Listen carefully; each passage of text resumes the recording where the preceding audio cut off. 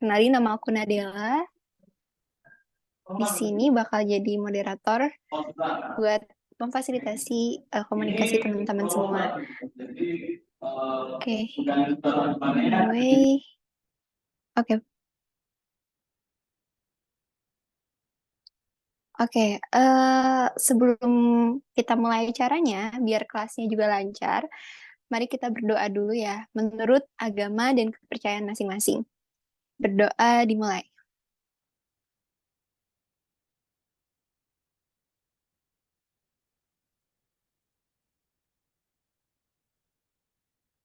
Berdoa dicukupkan dan dilanjutkan di lain waktu. Oke, teman-teman, sebelum kita kenalan sama speaker kita yang keren banget, kita mau bacain dulu peraturan kelasnya ya, seperti biasa. Nah, ini tuh akan berpengaruh juga terhadap graduation teman-teman nanti buat ngedapetin sertifikatnya ya. Yang pertama itu wajib hadir setiap sesi kelas. Nah, kalau misalnya nggak bisa hadir, harus izin ke student development-nya dan mengisi form perizinan.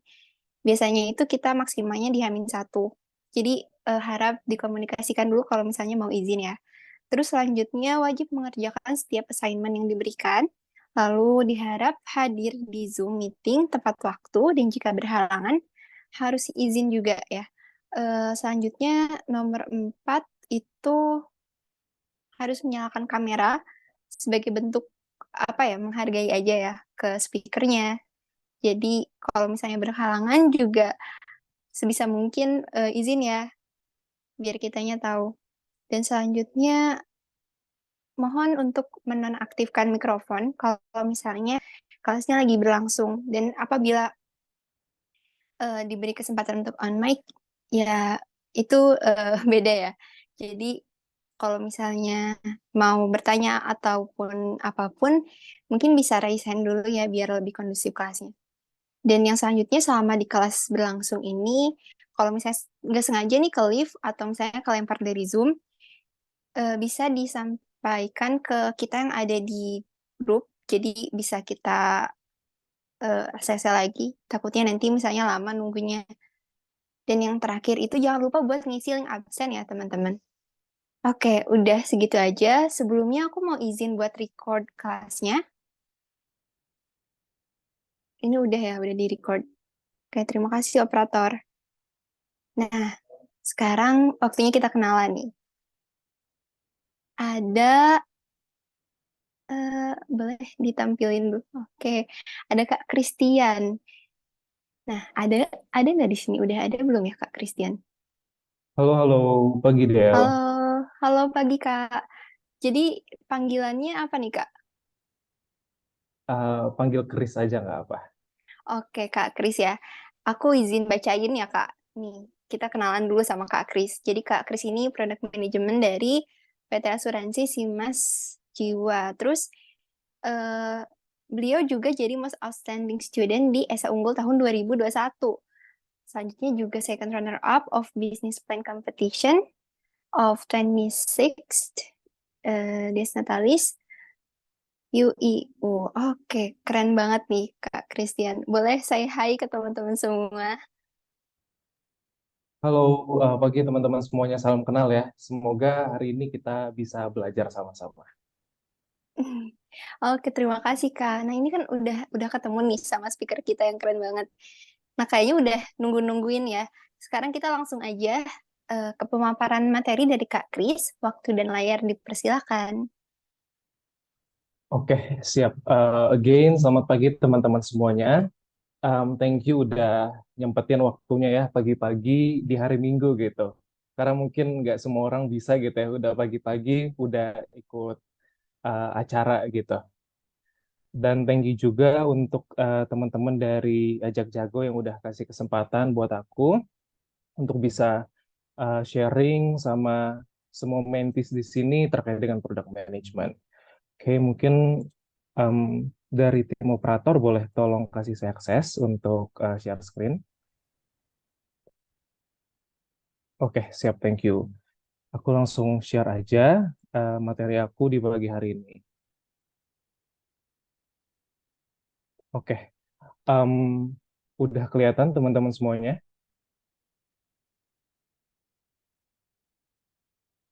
Aman, Kak. Oke, siap. Thank you ya untuk responnya. Oke, ya ini week pertama gitu ya. Jadi kita pengen coba nih awali sesi kita dengan sebuah product management foundation gitu. Jadi of course kalau kita belajar sesuatu, kita harus pahamin dulu basicnya. Kita harus tahu dulu terkait dengan fundamentalnya. Seperti itu. Oh ya, sebelum kita masuk, aku pengen ngucapin dulu selamat untuk teman-teman semuanya yang udah terpilih untuk masuk dalam Jago Camp gitu ya, di batch 3 terkhususnya untuk track product management. Aku yakin teman-teman semua di sini punya eagerness untuk belajar hal-hal baru, untuk belajar hal secara mendalam, dan terlebih teman-teman semua di sini aku yakin adalah orang-orang yang punya semangat gitu untuk bisa menciptakan satu impact dari apa yang teman-teman kerjakan. Seperti itu. Oke, nah jadi mungkin ini aku pengen perkenalan sedikit lagi gitu ya. Um, Seperti yang teman-teman tahu, nama aku Christian, bisa dipanggil Chris aja. Terus kemudian saat ini aku bekerja di asuransi Simas Jiwa. Jadi asuransi Simas Jiwa ini under Sinarmas di pilar Sinarmas Financial Services seperti itu. Di mana saat ini aku jadi product manager dan lebih tepatnya atau lebih spesifiknya aku ngehandle produk-produk yang ada di dalam dana pensiun mandiri seperti itu. Jadi kalau teman-teman tahu kan sekarang ada BPJS Ketenagakerjaan, tapi itu dari pemerintah. Nah, bedanya adalah ini dari swasta seperti itu. Oke. Nah, terus kalau teman-teman bisa lihat gitu ya, sebelum aku akhirnya mutusin untuk berkarir di bidang product management, aku udah nyoba beberapa role gitu. Nah, terus mungkin yang diawali dari UX design lalu kemudian QA gitu. Mungkin teman-teman sedikit bertanya gitu, kenapa memulai karirnya sebagai dengan role tersebut? Apakah Kak Christian emang pas baru lulus itu emang masih wondering gitu, pengen kerja apa gitu, masih belum menemukan satu role yang cocok untuk aku gitu. Sebenarnya enggak teman-teman, karena um, kalau boleh sedikit cerita, pas aku kuliah itu sebenarnya udah punya apa namanya, udah punya plan gitu untuk bisa kerja di dunia produk gitu. Dan pada saat itu kebetulan emang aku udah emang kebetulan plannya itu kerja sebagai seorang UX designer. Tapi ternyata dan memang pas kuliah udah sempat gitu fokus mungkin sekitar 1-2 tahun belajar terkait dengan UX designer, ditambah lagi memang aku udah punya passion di bidang desain itu dari aku SMA. Nah, akhirnya sering dengan berjalannya waktu, seperti yang kita tahu ya bahwa product management ini happening di Indonesia itu sekitar beberapa tahun terakhir, dan of course pada saat itu aku juga penasaran gitu kayak apa sih product management itu gitu, cari tahu, dan akhirnya aku ngerasa sepertinya uh, role ini lebih cocok gitu sama aku, sama karakter yang aku punya. Dan akhirnya dari situ aku putusin untuk ya udah deh gitu. Habis aku ntar one day aku pengen coba kerja uh, sebagai seorang product manager ini. Dan pada saat itu akhirnya sebelum aku benar-benar decide untuk kerja sebagai product manager, aku pengen nih gitu fulfill pengalaman aku sama apa ya hal yang sekiranya sekiranya relate sebagai product manager, karena pada saat itu yang aku tahu product management ini ada punya cangkupan yang begitu luas gitu. Mereka bekerja sama dengan tim desain, engineer dan lain-lain. Makanya pada saat itu aku pengen gitu punya pengalaman yang cukup mumpuni terlebih dahulu agar aku punya perspektif yang luas sebagai seorang product manager seperti itu. Makanya di 2021 aku coba intern gitu ya, sempat paralel jadi UX designer di Skillful, salah satu platform pembelajaran di Indonesia kalau teman-teman tahu, dan juga QA engineer di Smartfriend. Habis itu di tahun 2022 atau tahun kemarin aku putusin untuk move ke Dana, ini jadi QA juga, di mana pas itu sempat megang terkait dengan payment-nya, seperti itu, payment experience-nya. Jadi Kris, Send to Bank, Send to Friend, dan lain-lain yang berkaitan dengan payment experience. Terus dan akhirnya sekarang di tahun ini, karena aku ngerasa mungkin aku udah cukup nih punya perspektifnya di sisi desain maupun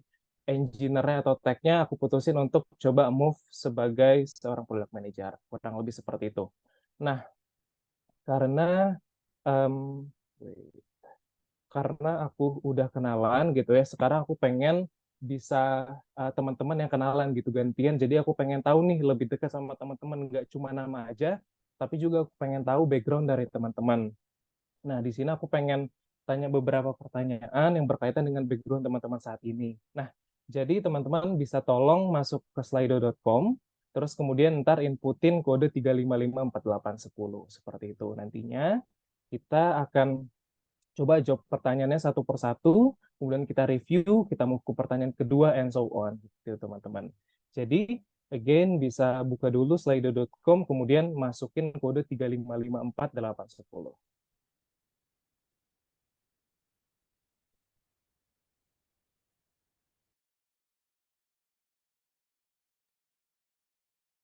Oke, aku coba share screen untuk Slido-nya. Oke, ini pertanyaan pertama. Em, apa sih major teman-teman di kampus ya atau di university? Nah, jadi ya kalau misalnya teman-teman yang jurusannya teknik informatika atau em, sistem informasi itu teman-teman bisa pilih IT. Kemudian yang berkaitan sama bisnis seperti ekonomi, manajemen dan lain-lain itu bisa pilih bisnis gitu. Atau mungkin yang jurusannya desain seperti product design, DKV dan lain-lain itu bisa pilih desain atau art dan seterusnya. Seperti itu teman-teman.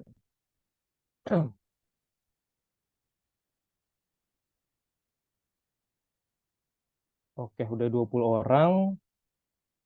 Apakah ada lagi yang ingin coba pollnya? Oke, masih bertambah ya. Jadi so far di sini kalau saya lihat ini mostly IT ya dan juga bisnis.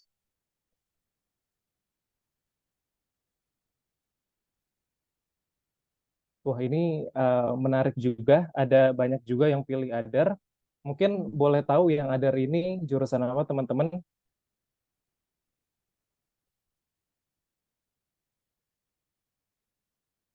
Mungkin bisa tulis di chat aja. Oke, I see. Berarti teknik ya. Oke, oke. Banyak science juga, teknik. Oke, oke. Menarik. Berarti emang sekarang gitu ya, yang interest untuk masuk product management ternyata emang bukan cuma jurusan yang relate to business atau IT aja, tapi juga jurusan-jurusan lain yang bahkan sebenarnya udah cukup cross gitu. Oke, oke, cool teman-teman. Nah, kita coba move ke pertanyaan selanjutnya. Wait, aku pindah. Nah, teman-teman bisa coba refresh lagi halaman Slido-nya. Ntar ada pertanyaan yang kedua, yaitu seberapa seberapa jauh teman-teman sebelumnya udah mengetahui tentang product management gitu.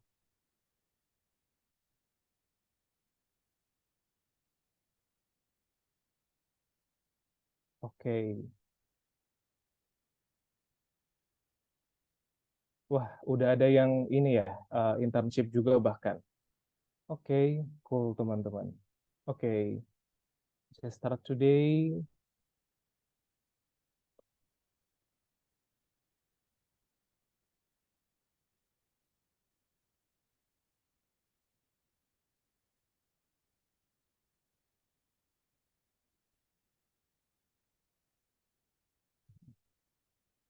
Oke, oke, udah kegambar di sini berarti memang mostly teman-teman udah tahu basicnya terlebih dahulu gitu ya. Jadi mungkin emang pas kemarin diumumin bakal ada track product management, mungkin dari teman-teman udah sedikit belajar gitu fundamentalnya atau basicnya apa sih PM itu gitu.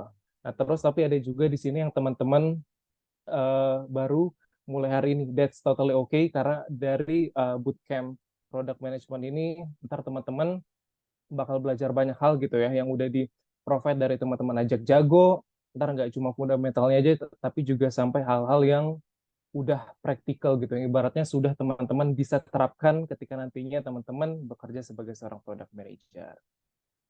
Oke, mungkin cukup untuk pertanyaan kedua. And the last one, ini terkait dengan prospek ke depannya. Teman-teman, apakah saat ini berencana untuk bekerja sebagai seorang product manager nantinya?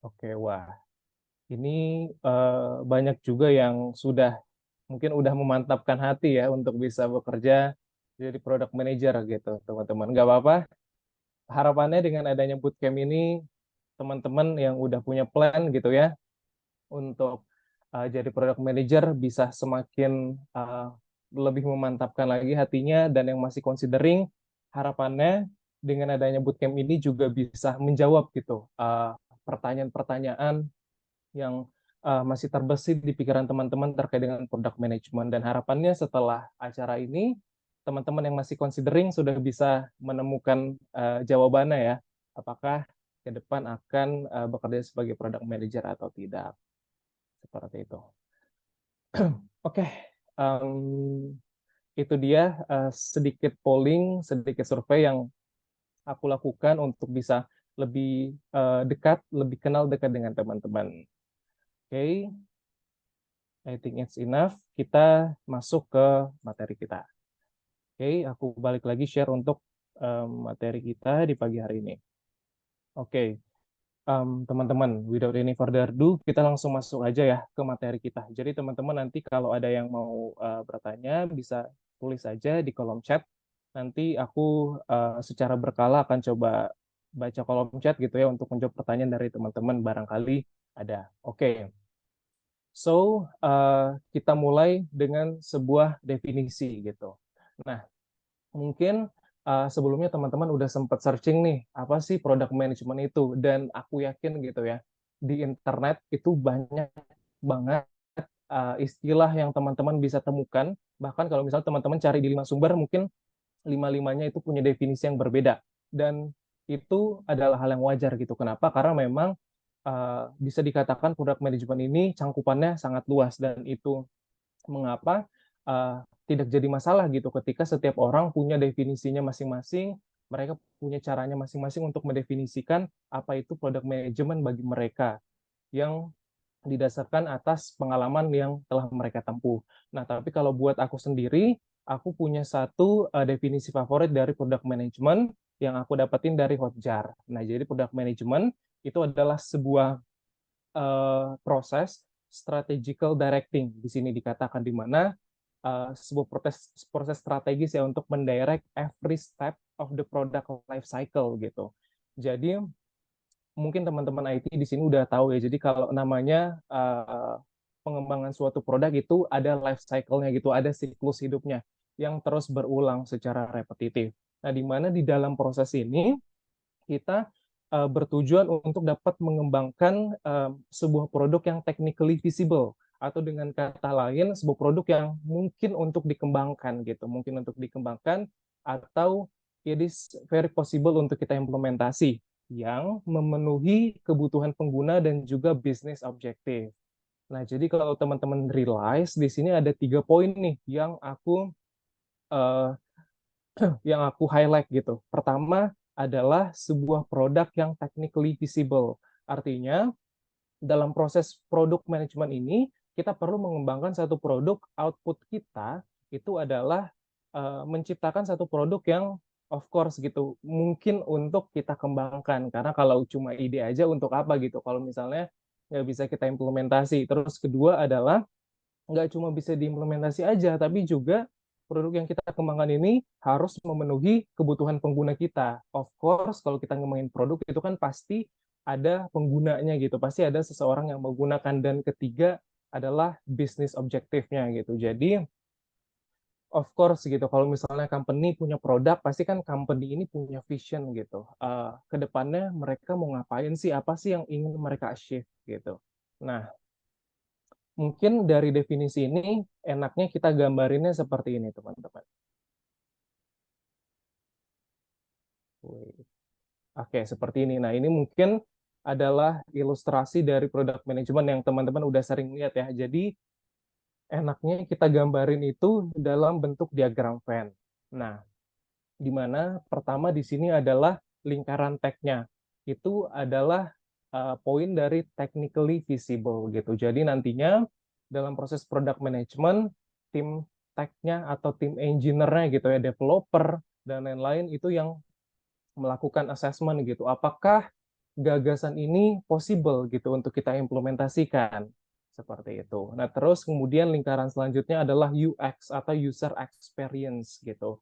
Di mana tim ini nantinya yang bertanggung jawab gitu untuk memastikan bahwa produk yang kita kembangkan itu apa ya bisa dikatakan punya user experience yang baik, dapat digunakan dengan baik oleh pengguna kita. Karena ya percuma juga gitu ya teman-teman kalau misalnya kita punya satu produk gitu udah canggih banget tapi kalau misalnya user kita nggak bisa mengoperasikannya, terus ya buat apa gitu kalau misalnya nggak ada orang yang bisa pakai gitu. Jadi ya cuma jadi satu produk yang kebermanfaatannya itu nggak bisa dirasakan gitu sama pengguna kita, sama orang-orang.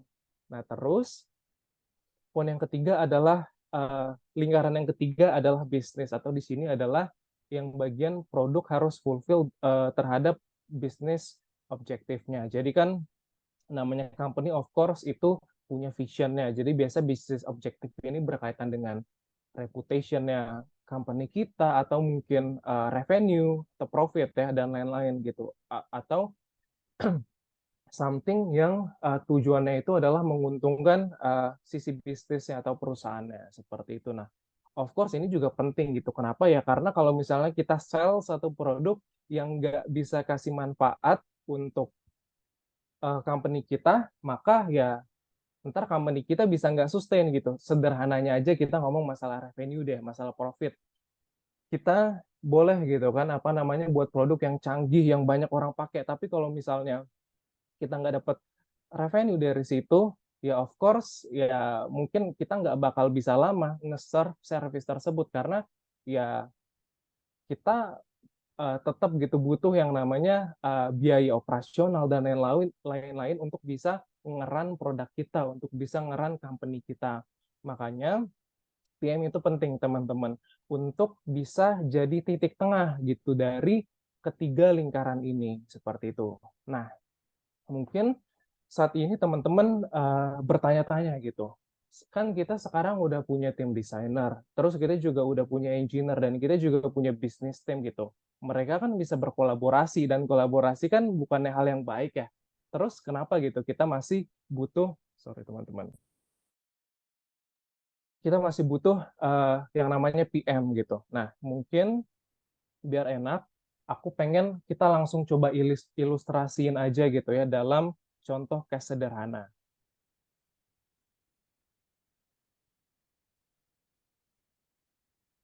Oke, nah kurang lebih seperti ini gitu ya. Let's say, misalnya nih teman-teman sekarang, ya kita lagi ada di satu company yang sama nih.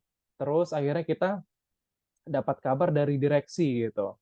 Em, ini ada satu masalah yang harus kalian selesaikan, yaitu company kita sering mendapatkan komplain pada malam hari karena user kerap kali mengalami error gitu terhadap satu services atau satu layanan yang kita punya gitu. Nah, ketika satu problem ini sudah kita terima, setelah itu tim UX designer nih teman-teman yang punya tendensi terhadap kebutuhan user itu memberikan satu gagasan. Gimana kalau kita menciptakan satu produk yaitu 24 hours assistant services gitu. Jadi bayangin aja kita let's say gitu ini produk kita ya sebagai product manager itu kita produk kita adalah aplikasi gitu. Nah, jadi dari tim UX ini dari tim desainer ini kasih gagasan gitu gimana kalau kita buat satu menu nih. Satu menu yang bisa mengirimkan pesan. Jadi ketika um, user kita mengalami kendala, mereka bisa langsung chat ke kita gitu. Mereka bisa langsung chat ke kita dan kasih tahu ke kita apa masalahnya dan kita bisa langsung nge-solve masalah tersebut. Nah, dari tim desainer ngasih gagasan nih, terus dari tim engineer ngasih feedback.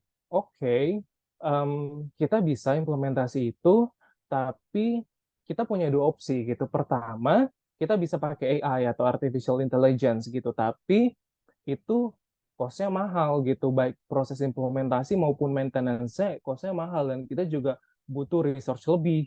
Nah, terus kita bisa pakai opsi kedua juga gitu.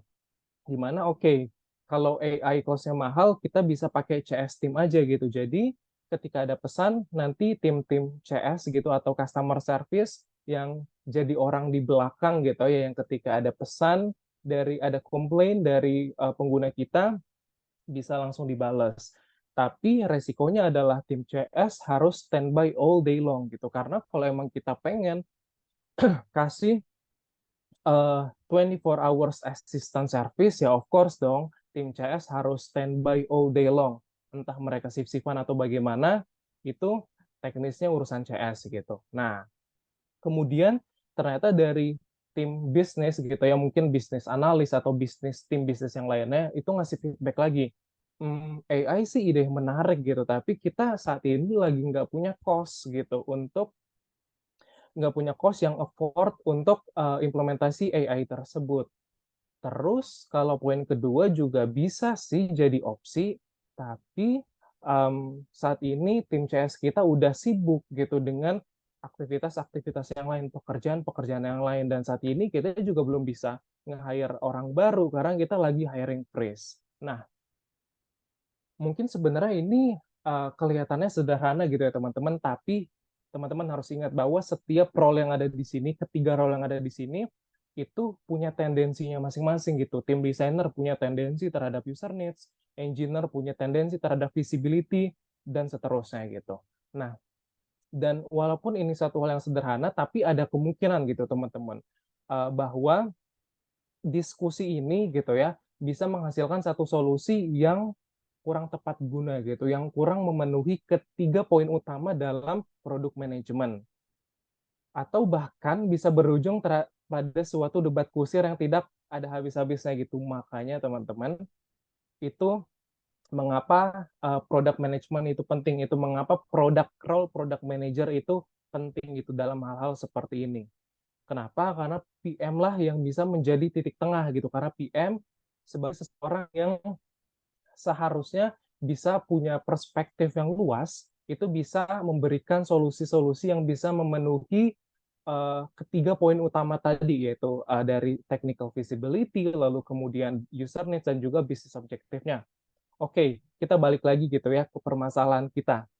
Let's say gitu, sekarang kita udah punya product manager, di tengah-tengah debat kusir yang ada, akhirnya PM comes like a hero gitu ya, dan bilang gini, gimana kalau misalnya oke, pertama kita coba map out dulu nih, kita coba mapping dulu nih, masalahnya apa sih, komplain dari user tuh apa sih gitu kan. Di malam-malam itu, let's say ada 100 komplain gitu. Harusnya kan mungkin ada 20 permasalahan yang sama gitu. Atau mungkin ada 30 permasalahan yang sama. Jadi kita bisa mengkategorikan, kita bisa memapping tersebut. Nah, setelah itu kita bisa mapping juga solusinya gitu. Kalau masalahnya A, solusinya apa sih? Oh, ternyata solusinya A1, tapi bisa juga solusinya A2. Oke, jadi sekarang kita udah punya mappingnya nih. Kita punya problem A, B, C, and so on, dan kita juga punya solusi dari setiap problem. Dan kenapa kita nggak put hasil mapping kita tersebut ke dalam sebuah conditional statement? Jadi atau teman-teman IT biasa bilangnya nested if gitu ya. Jadi dengan pendekatan ini kita nggak perlu pakai AI gitu, kita nggak perlu pakai tim CS karena semuanya kita bisa provide dengan basic logic aja gitu. Jadi let's say gitu ya, bayangin ada satu menu teman-teman, jadi ketika dari user kita ada komplain gitu, jadi ntar sistem langsung nanya gitu, masalahnya apa sih gitu ya, misalnya masalahnya apa sih? Ternyata yang dipilih adalah problem A gitu. Kita kasih opsi sampai 10 misalnya. Terus ternyata user pilih problem A. Habis itu, oh kalau ternyata user pilih problem A, setelah itu nantinya solusi yang bisa dikeluarkan itu solusi A1, A2, A3, dan seterusnya. Jadi kita bisa menggunakan pendekatan tersebut. Nah, ini contoh sederhana ya teman-teman. Jadi again gitu. PM ini role-nya seperti ini. Jadi dia bisa harus jadi orang penengah gitu. Sebagai seorang yang punya perspektif lebih luas atau secara keseluruhan gitu ya, bisa melihat secara keseluruhan dari stakeholder lainnya. Seperti itu teman-teman. Jadi harapannya ilustrasi sederhana ini bisa memberikan gambaran gitu kepada teman-teman apa sih sebenarnya yang dikerjakan oleh seorang product manager ini. Gitu teman-teman. Nah, di sini PM is a mini CEO of their product gitu. Di sini CEO is the brain of the company while PM is the brain of the product.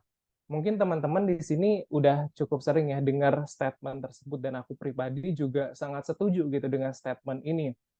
Um, as teman-teman tahu gitu ya bahwa CEO itu kan adalah satu orang yang bisa dibilang the brain of the company gitu. Jadi biasanya mostly walaupun nggak selalu ya, mostly CEO itu yang memberikan inisiatif gitu, walaupun nggak selalu gitu. Tapi yang pasti dia yang benar-benar um, take in charge gitu untuk the whole company.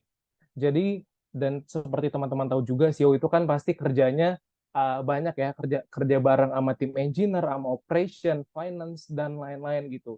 Jadi CEO benar-benar kerja sama hampir semua departemen gitu. Nah, begitupun juga dengan PM gitu. Jadi sebenarnya PM ini kurang lebih sama CEO. Makanya dibilang mini CEO karena memang PM ini juga dalam kesehariannya itu tuh kerjanya sama banyak orang gitu. Punya stakeholder yang banyak. Mungkin tadi udah kegambar gitu ya, sama tim desainer, sama tim engineer, sama tim bisnis, dan bahkan tim-tim lain yang aku belum sebutin gitu. Tapi yang pasti PM itu um, kerja dengan banyak orang, sama orang-orang baru, sama hal-hal baru. Bahkan gini teman-teman, Henry Sapiro yang merupakan co-founder dari Reclaim.ai itu ya mengatakan seperti ini untuk mendeskripsikan bagaimana sih keseharian dari seorang product manager gitu atau proses dari product management ini. On some days gitu ya pada beberapa hari pada hari-hari tertentu, especially ketika kita dalam proses refinement fase atau mungkin kita bisa sederhanakan sebagai fase product development, di mana mayoritas kita akan menghabiskan waktu kita sama tim-tim produk desain gitu. Jadi ntar kita bakal sering tektokan sama mereka gitu ya, mereka konsol ke kita kalau misalnya desainnya kayak gini gimana sih gitu. Kalau kita pakai animasi yang gini gimana sih gitu.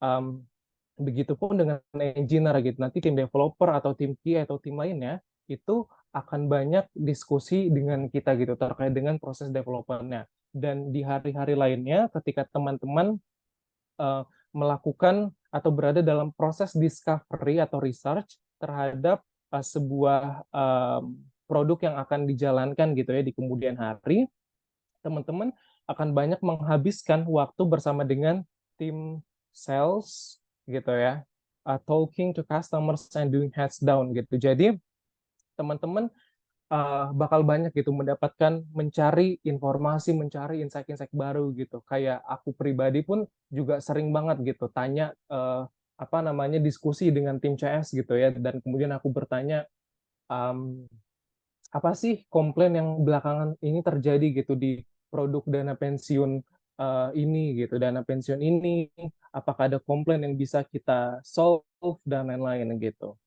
Nah, terus di mana ya aku bertanya ke tim CS ini tujuannya untuk mencari insight gitu.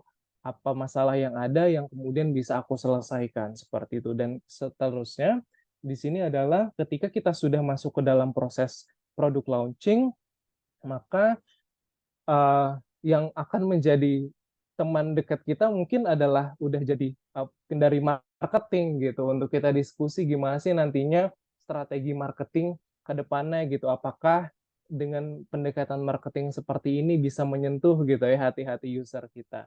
Jadi mungkin bisa dibilang every day is a brand new day gitu ya teman-teman, karena setiap hari kita mungkin ada aja ketemu sama orang baru, setiap hari kita bisa diskusi hal-hal yang baru gitu. Itu mengapa aku bilang bahwa PM ini adalah pilihan yang tepat gitu buat teman-teman yang suka involve, yang suka terlibat dalam banyak hal gitu.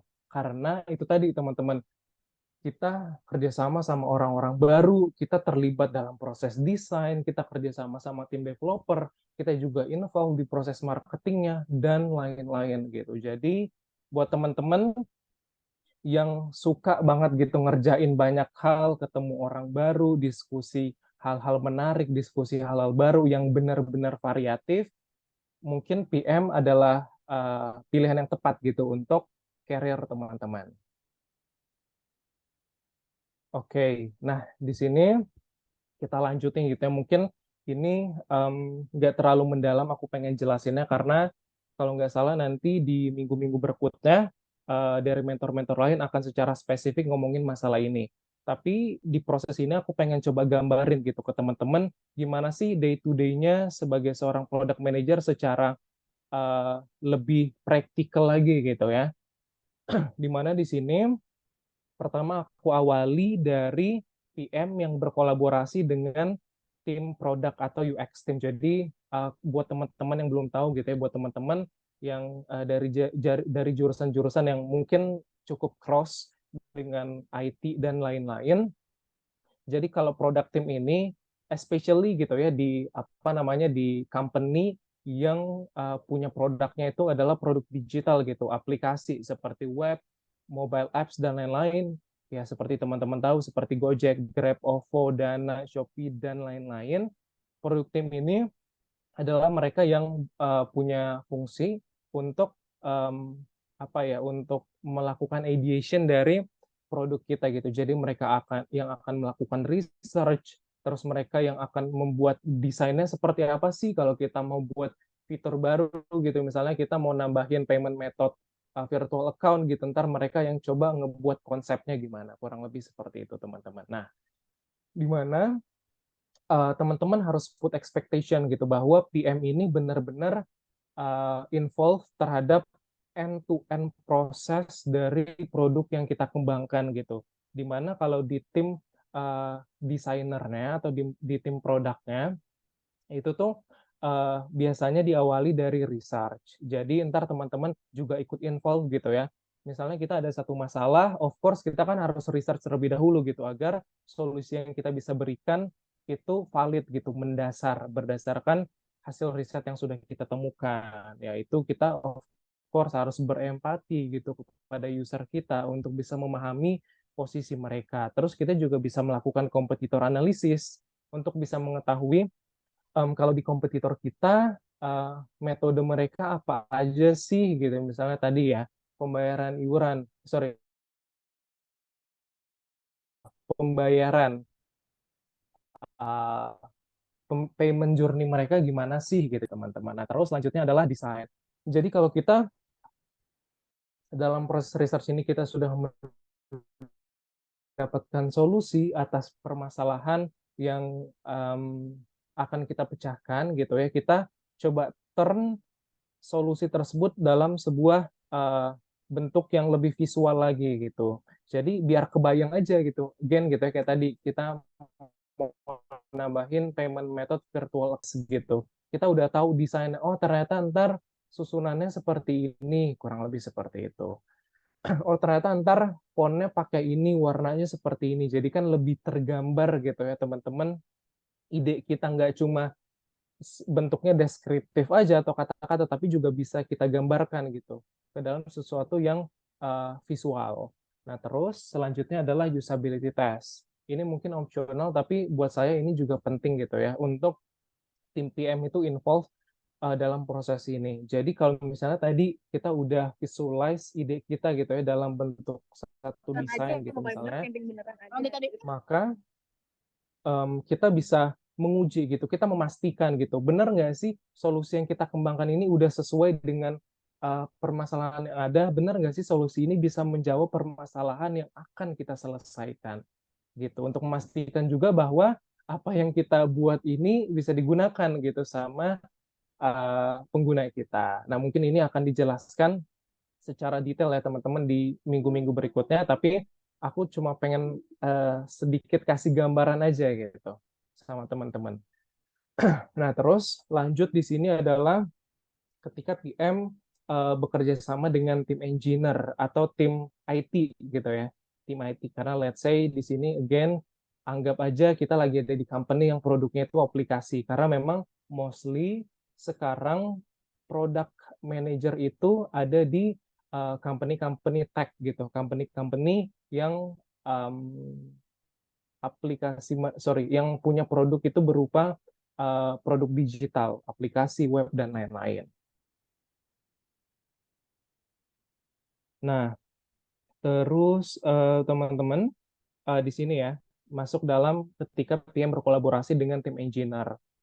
Sebenarnya ini panjang ya, lumayan panjang. Mungkin ntar dijelasin juga di minggu minggu mendatang karena ntar kalau nggak salah ada 1 minggu yang bahas gitu terkait dengan proses pengembangan produknya. Tapi mungkin ini singkat aja. Jadi biasanya tim PM itu memang harus involve juga gitu dalam proses dari end-to-end proses di pengembangan software. Kalau teman-teman IT tahu itu kan ada yang namanya software development life cycle. Dan di industri gitu ya, di dunia kerja, PM itu benar-benar involve dari awal, dari proses requirement, dari proses planning sampai ketika nantinya di deploy gitu. Let's say gitu ya.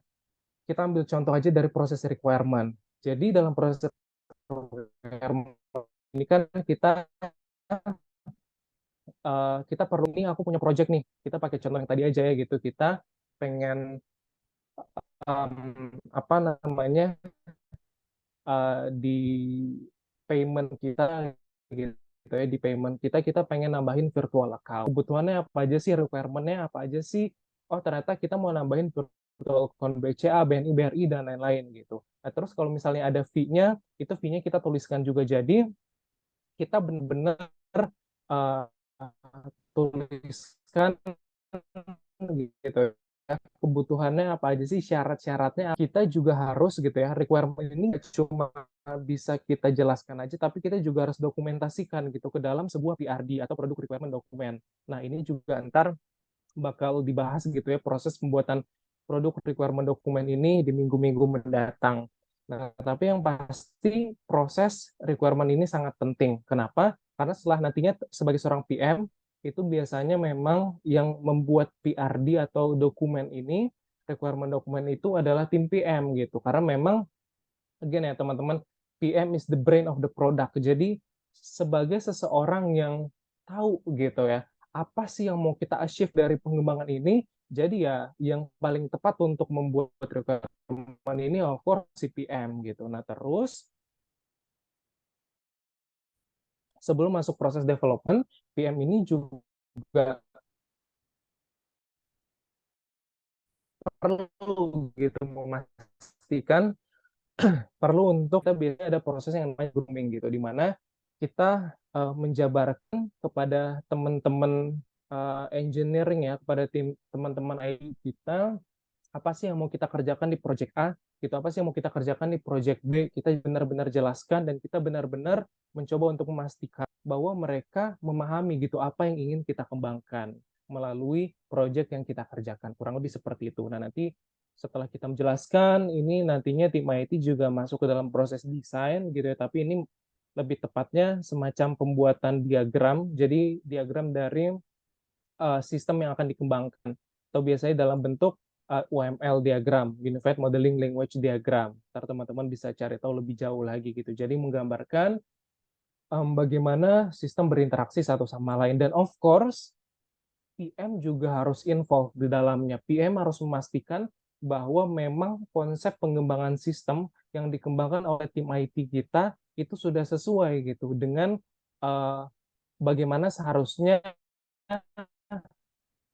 produk itu dikembangkan, bagaimana seharusnya fitur itu dikembangkan. Jadi memang PM ini benar-benar punya tanggung jawab gitu ya untuk menemani, untuk mengaccompany tim-tim tech dari setiap fase 1, kedua, dan seterusnya, dan secara berulang seperti itu. Lain apa yang dikembangkan itu sesuai dengan requirement yang ada gitu. Karena kan ya percuma gitu ya teman-teman kalau misalnya kita udah punya gagasan sebaik mungkin tapi dalam proses implementasinya itu salah gitu, karena kita itu tadi kita kurang charge, kita kurang apa ya, kita kurang menemani tim IT kita gitu. Oke, dan di sini juga PM ketika berkolaborasi dengan tim bisnis atau biasanya at certain level itu juga bisa langsung em, kerja bareng sama board of direction gitu atau BOD. Nah, di sini sebenarnya ada beberapa hal ya yang di kolaborasi ini didiskusikan bersama dengan tim bisnis. Cuma nama adalah company vision gitu. Jadi biasanya memang PM ini juga terlibat dalam proses diskusi terkait dengan visi dari company kita. Apa sih yang company mau shift gitu? Apa sih yang company mau shift dalam 1 tahun ini, dalam 2 tahun ini, dalam 3 tahun ini gitu, baik short term maupun long term-nya. Nah terus karena kenapa ya PM harus dilibatkan? Karena of course gitu ya produk yang kita kembangkan kan harus align sama bisnis objektif. Dan biar align, of course PM juga harus tahu gitu apa sih bisnis objektifnya, apa sih yang company kita pengen achieve gitu. Nah terus lanjut di sini adalah prioritization. Di sini adalah prioritize product development backlog based on company vision. Jadi buat teman-teman yang belum tahu, backlog atau product backlog itu mungkin semacam kayak log dari fitur-fitur apa sih yang mau kita kembangkan gitu ya. Misalnya kita biasanya kita kan memang sudah punya kayak 1 tahun ke depan itu tuh kita sudah punya rencananya gitu. Apa aja yang mau kita kembangkan. Cuma karena memang belum waktunya untuk di-execute, kita masih taruh di dalam backlog gitu. Jadi semacam rencana pengembangan seperti itu. Nah, di mana PM ini juga punya tanggung jawab gitu yang biasanya berkolaborasi dengan tim bisnis untuk memaintain produk backlog tersebut, di mana kita harus memprioritaskan karena of course yang harus kita execute terlebih dahulu adalah uh, pengembangan-pengembangan produk yang bakal impactful gitu untuk company kita, untuk pengguna kita. Dan uh, untuk teman-teman to be noted gitu ya bahwa prioritization ini bukan satu proses yang kita lakukan setahun sekali, 6 bulan sekali gitu. Enggak. Prioritization ini bahkan bisa kita lakukan sebulan sekali atau bahkan 2 minggu sekali gitu. Kenapa? Karena memang um, apa ya? Memang banyak perubahan-perubahan yang terjadi gitu di luar gitu. Karena memang secara apa namanya mungkin vision company, strategi company itu yang secara cangkupan kecil itu terus berputar gitu menyesuaikan dengan kebutuhan pasar. Let's say aja misalnya kayak COVID kemarin gitu ya. Kita kan nggak tahu ya COVID datang tiba-tiba gitu. Dan of course mungkin produk backlog yang udah kita prioritaskan di bulan Januari tiba-tiba harus berubah gitu di bulan Maret karena company kita harus survive gitu. Let's say misalnya company kita punya fitur A gitu. Tiba-tiba COVID datang nih gitu kan dan ternyata setelah di-assess fitur A yang kita punya, service A yang kita punya ini nggak bisa ngebantu company kita untuk survive di masa COVID, otomatis kan kita sebagai company harus cari cara nih buat survive. Akhirnya kita putusin untuk ngebuat service B misalnya. Otomatis prioritas kita berubah dong. Ya. Yang sebelumnya kita fokusin ke service A, tiba-tiba service A kita kerjain setengah aja dan kita beralih ke service B biar company kita bisa survive gitu di tengah-tengah pandemi seperti itu teman-teman. Jadi memang kita teman-teman nantinya SPM bakal sering kerja sama tim bisnis bahkan tim direksi gitu ya untuk memastikan bahwa apa yang dikerjakan nantinya benar-benar align sama company kita gitu, apa yang company kita mau shift. Seperti itu, teman-teman. Nah, terus di sini be an outstanding PM. Aku yakin teman-teman semua di sini itu adalah orang-orang yang nggak pengen gitu jadi orang yang biasa-biasa aja maunya jadi outstanding mau jadi orang yang high achiever gitu it's totally okay dan it's totally good gitu ya karena pribadi juga I mean untuk besar kita kita gitu jadi ya harapannya dari apa yang kita kerjakan itu kan bisa generate satu impact gitu. Nah, di sini ada beberapa uh, tips gitu yang aku rangkum biar nantinya ke depannya teman-teman ketika sudah dive into role product management ini teman-teman bisa jadi PM yang outstanding. Nah, pertama di sini adalah curious. Jadi sebagai PM teman-teman harus keep diri teman-teman punya curiosity yang tinggi gitu. Kenapa? Karena biasanya gini teman-teman, biasanya satu ide itu kan asalnya dari ini ya, pasti ada triggernya gitu. Misalnya, contoh gini teman-teman harus benar-benar curious gitu. Misalnya kita punya satu produk gitu pembayaran, teman-teman harus terus curious, teman-teman harus terus penasaran gitu. Di existing atau di kondisi saat ini, di produk kondisi saat ini, pembayarannya udah bagus nggak sih? Pengguna kita udah bisa menggunakan pembayaran tersebut dengan baik nggak sih? Metode pembayaran kita apakah sudah mencangkup kebutuhan pengguna nggak sih? Nah, pasti biasanya awalnya ketika kita penasaran seperti itu, kita akan menemukan satu hal yang baru. Dan satu hal yang baru tersebut, of course, bisa jadi satu ide kita untuk ngembangin produk kita lebih baik lagi gitu. Mungkin aku ingat gitu beberapa minggu lalu head aku bilang gitu ke kita gitu ya tim PM bahwa sebagai seorang PM kalian harus membayangkan bahwa produk yang kalian pegang itu seperti anak kalian sendiri gitu. Jadi kalian harus make sure bahwa produk kalian itu terus bertumbuh gitu. Karena kan ya kita sebagai orang tua pengen gitu anak kita bertumbuh dengan baik. Kita harus make sure produk kita bertumbuh dengan baik, grow gitu. Nggak stuck aja, tapi harus benar-benar grow, jadi lebih baik, fitur-fiturnya lebih komprehensif, dan seterusnya gitu. Dan kita juga harus memastikan gitu, misalnya kayak kita, orang tua pasti kan kalau namanya soal pendidikan itu kan selektif gitu ya, benar-benar sangat dipertimbangkan kalau di sekolah ini ntar lingkungannya seperti apa. Begitu juga dengan PM gitu. Kalau misalnya ada perubahan yang ingin dilakukan ke produk kita harus aware gitu teman-teman. Kayak em, produknya perubahan yang dikembangkan itu seperti apa sih, impact-nya seperti apa sih ke produk kita gitu. Nah, terus selanjutnya poin yang kedua adalah friend of everyone gitu. Em, Harusnya sampai sini teman-teman udah bisa realize gitu ya bahwa PM itu stakeholder-nya banyak gitu. Kerja samanya sama banyak orang. Dan nggak bisa dipungkiri gitu bahwa ya keberhasilan pengembangan produk kita itu juga ditentukan sama orang lain gitu, juga ditentukan sama tim developer gitu ya. Kayak oke okay, gitu, kita udah punya ide buat apa namanya, buat fitur sekeren ini gitu, kita udah bayangin wah ini bakal ngebantu banget user kita. Tapi kalau misalnya developer nggak implementasikan dengan baik, of course itu kan apa yang kita udah bayangin nggak akan tercapai teman-teman. Makanya kita harus jalin relasi sebaik mungkin sama stakeholder kita gitu, sama peers kita, sama rekan kerja kita, biar kolaborasi yang kita lakukan bisa terjalin dengan baik gitu ya. Seperti kita gitu, kalau misalnya kita apa ya, kita lagi diskusi nih sama orang yang kurang deket sama kita atau mungkin kita ada masalah.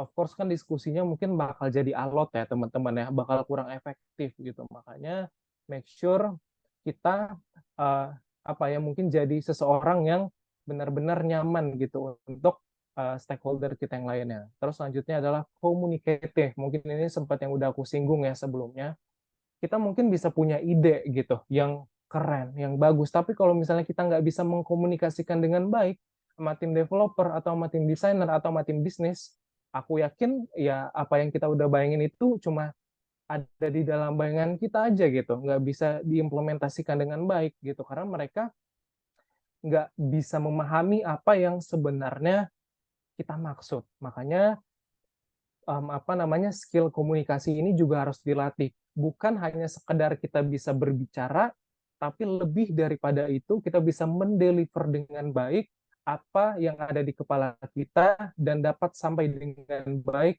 kepada orang-orang lain seperti itu. Nah, terus selanjutnya di sini adalah poin yang keempat adalah know and understand user gitu. Dan sorry teman-teman,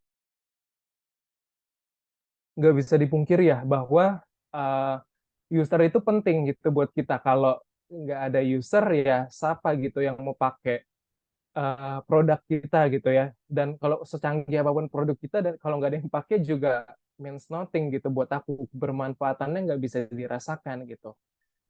Nah, makanya penting juga buat kita untuk know and understand user gitu. Kenapa? Karena memang setiap user itu punya behaviornya masing-masing. User Dana punya behaviornya sendiri, user OVO punya behaviornya sendiri gitu. Jadi kita nggak bisa menyamaratakan dan kita harus benar-benar memahami siapa sih user dari produk kita, demografinya seperti apa sih, umurnya seperti apa sih, alasan mereka apa sih menggunakan produk kita gitu. Kita harus benar-benar uh, memastikan bahwa kita sudah paham dengan benar uh, posisi mereka gitu. Kita sudah bisa berempati dengan benar terhadap pengguna kita agar nantinya dalam keseharian kita gitu ya teman-teman bekerja sama dengan tim desainer, engineer dan lain-lain itu bisa berlangsung dengan baik seperti itu.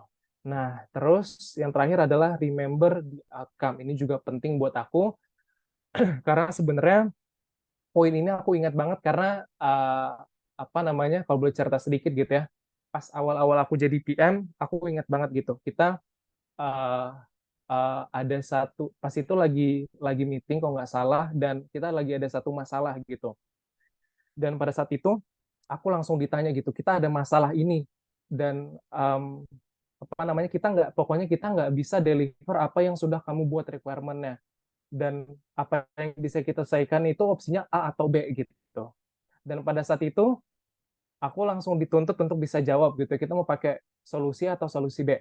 Dan pada saat itu aku ngeblank banget gitu ya. Kenapa? Karena emang aku nggak pada saat itu aku nggak benar tahu gitu apa sebenarnya outcome yang ingin aku achieve dari adanya pengembangan ini. Nah makanya dari situ aku belajar bahwa terus mengingat outcome itu penting teman-teman. Jadi kalau teman-teman misalnya mau ngerjain satu project A, itu teman-teman harus benar-benar ingat gitu. Apa sih outcome-nya gitu yang ingin di-achieve gitu. Setelah produk ini rilis, apa sih yang ingin teman-teman deliver ke user kita gitu. Kemudahan apa sih yang ingin mereka rasakan seperti itu. Jadi ketika dalam kondisi-kondisi yang aku ceritain tadi gitu ya, ketika tiba-tiba ada meeting gitu, tiba-tiba ada masalah, terus teman-teman ditanya mau pakai solusi atau pakai solusi B atau mungkin decision making yang lain, teman-teman bisa langsung tahu gitu apa yang harus teman-teman prioritaskan seperti itu. Nah, ini itu tadi ya teman-teman 5 poin untuk bisa menjadi seorang PM yang outstanding. Nah, ini kita masuk ke dalam poin terakhir kita, yaitu adalah career path gitu. Karena aku yakin teman-teman kita kalau nentuin pekerjaan itu kan ya selektif gitu ya. Kita pengen apa yang kita kerjakan itu punya prospek yang baik gitu. Kita nggak stuck di satu titik aja gitu. Nah, di sini ada career path dari PM yang sebenarnya ini disclaimer ya teman-teman bahwa ini nggak bisa dijadiin patokan gitu. Kenapa? Pertama, karena memang PM ini walaupun udah happening dari beberapa tahun yang lalu, tapi untuk beberapa perusahaan PM ini bukan satu role yang common gitu. Jadi bisa jadi di perusahaan lain itu uh, deskripsi pekerjaannya berbeda dengan apa yang nantinya aku jelaskan. Terus kemudian mungkin namanya atau istilahnya itu juga mungkin beda. Bisa jadi bukan product manager gitu. Role job description-nya mungkin sama gitu ya, tapi bisa jadi namanya itu product owner atau bisa jadi namanya project owner gitu. Jadi again kita harus baca lagi gitu. Misalnya kita apply, kita harus baca lagi job description-nya seperti apa. Bisa jadi juga namanya sih product manager, tapi role-nya, job description-nya nggak terlalu berkaitan gitu dengan proses product management seperti itu teman-teman. Nah, kalau misalnya berdasarkan gitu ya sumber dari product plan, jadi commonly career path dari PM itu seperti ini teman-teman. Yang diawali dari associate product manager. Mungkin ini aku nggak terlalu bahas secara spesifik, karena teman-teman bisa baca secara detail itu di source yang udah aku put di bawah sini. Tapi yang pasti gini, diawali dari associate product manager.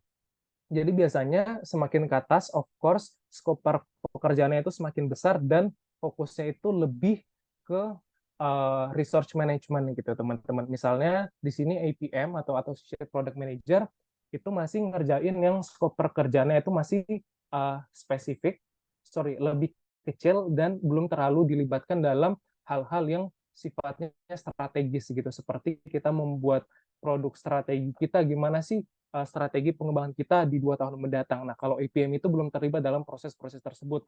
Jadi dia lebih fokus terhadap proyek-proyek yang kita kerjakan dalam beberapa bulan mendatang gitu. 1 bulan ini, 3 bulan ini, 6 bulan ini, seperti itu. Jadi memang mereka fokusnya di sana. Terus kemudian PM, ini skopnya lebih besar, di mana mereka sudah dilibatkan gitu dalam proses hal-hal yang sifatnya strategik seperti pembuatan produk strategi itu atau pembuatan produk roadmap gitu ya.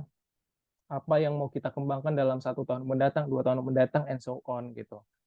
Nah, terus biasanya product manager manager ini juga sudah mulai menjalin partnership dengan cross functional peers, misalnya tadi ya sama tim bisnis dan lain-lain gitu.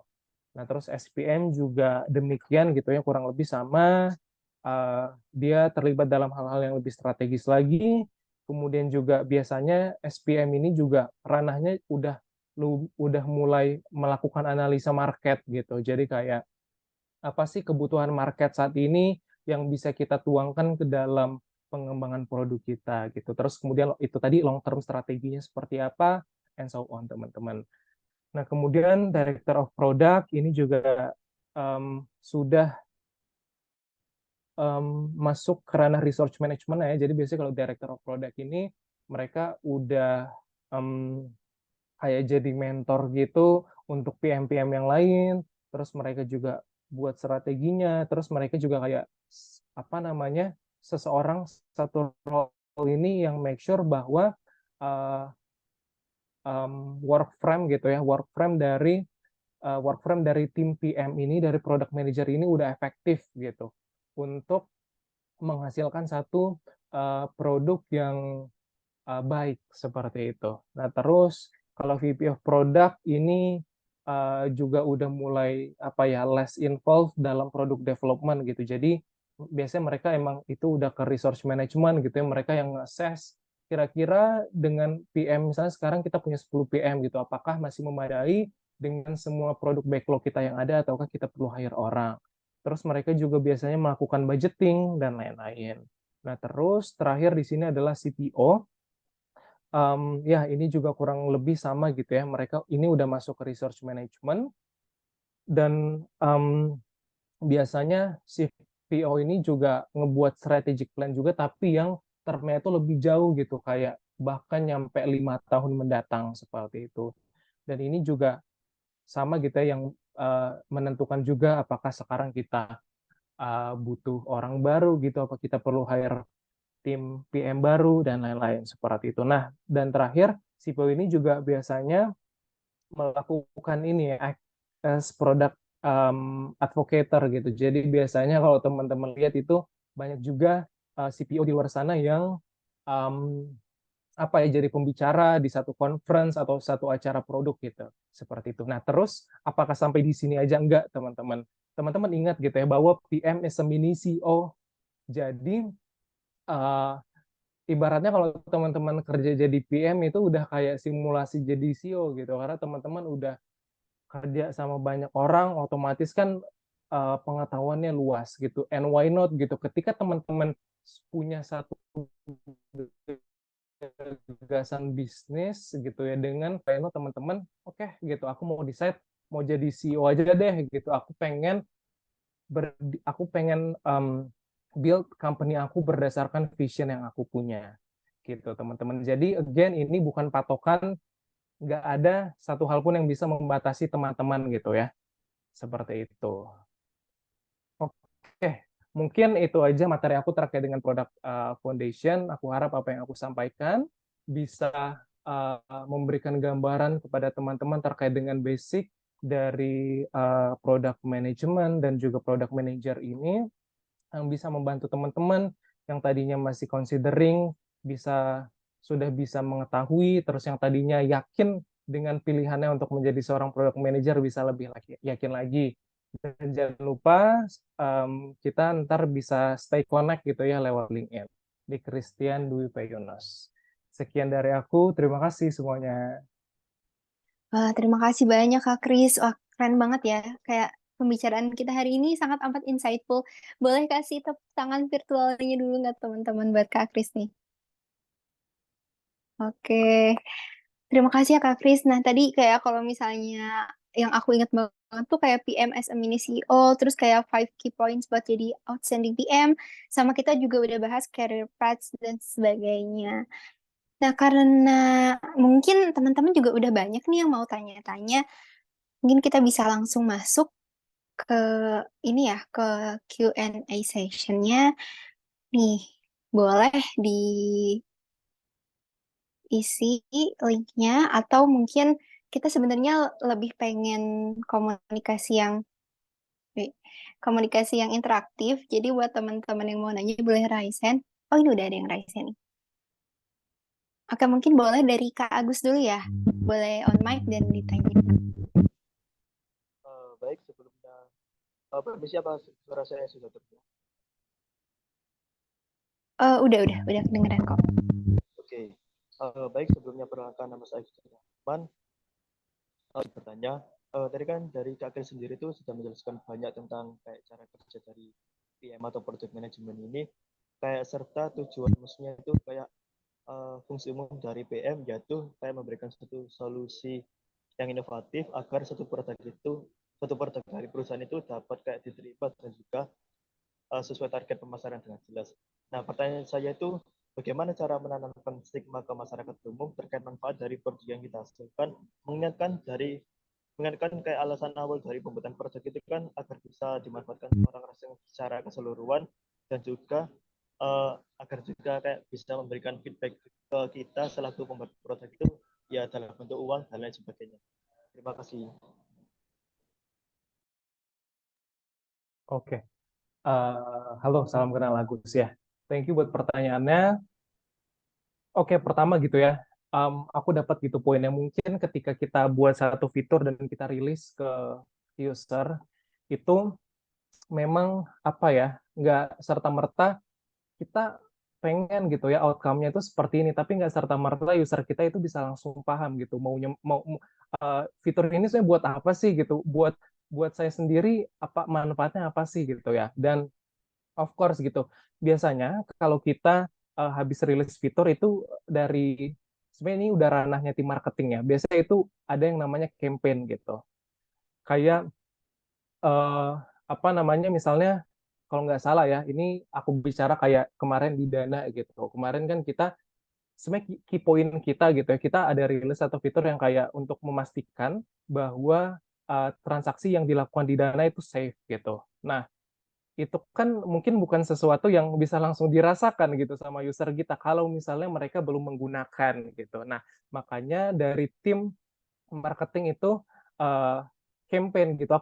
Aku lupa nama campaignnya apa ya. Tapi kemarin sempat ramai gitu bahwa kita campaign kemana-mana, kita pasang billboard dan lain-lain gitu ya untuk memasarkan gitu ya untuk menaruh citra kita sebagai dompet digital bahwa kita adalah dompet digital yang aman gitu. Salah satu poinnya adalah pertama kita punya layanan 24 jam, terus kemudian dan lain-lain gitu yang memastikan bahwa melakukan transaksi di Dana itu aman. Jadi pertama itu Agus. Jadi kayak apa ya kita memang sebagai PM itu kan harus kolaborasi gitu ya sama tim-tim lainnya, mungkin salah satunya untuk memastikan bahwa user kita itu paham gitu dengan apa yang ingin kita buat, ya kita kerjasama nih sama tim marketing, kita bilang oke, gue buat fitur ini nih gitu, gue pengen apa namanya outcome-nya adalah reputasi perusahaan gue baik gitu. Perusahaan gue punya reputasi bahwa jadi salah satu e-wallet dengan transaksi yang paling aman. Jadi gue kasih ide, lu mungkin bisa nih buat satu campaign untuk menggambarkan bahwa kita adalah e-wallet dengan transaksi yang aman. Kurang lebih seperti itu. Terus, sorry, pertanyaan kedua tadi apa ya? Aku agak lupa.